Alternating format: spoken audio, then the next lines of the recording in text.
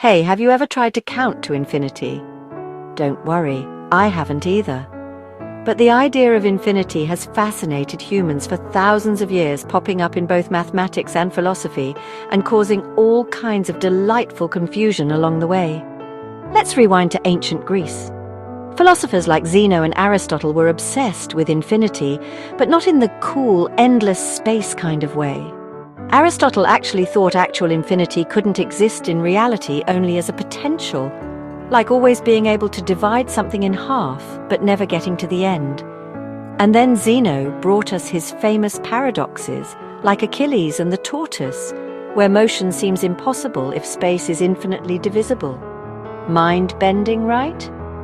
Fast forward to the late Middle Ages, mathematicians in the Islamic world, and later Europe started playing with infinity in new ways.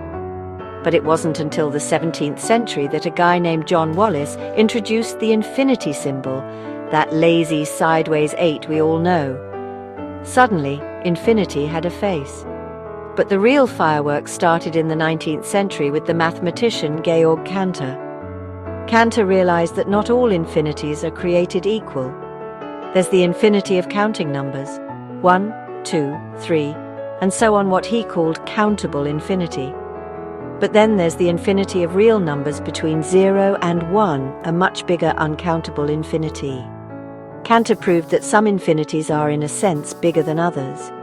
This was a game changer, and honestly, some mathematicians hated it. Cantor even faced a lot of criticism and struggled with his mental health. But his ideas stuck around, and today, set theory is a cornerstone of modern math. Meanwhile, philosophers kept debating what infinity really means. Is it just an idea, or does it exist out there in the universe? Some, like the German philosopher Immanuel Kant, argued infinity is a human concept, something our minds invent to try to make sense of the endless. Others, especially in contemporary debates, wonder if the universe itself might be infinite both in space and in time. But honestly, we still don't have a final answer. So what's the takeaway?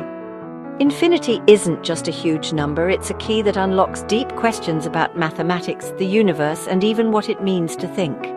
Whether you're wrestling with paradoxes, staring at the night sky, or just doodling the infinity sign on your notebook, you're tapping into a mystery that's puzzled and inspired humans for millennia.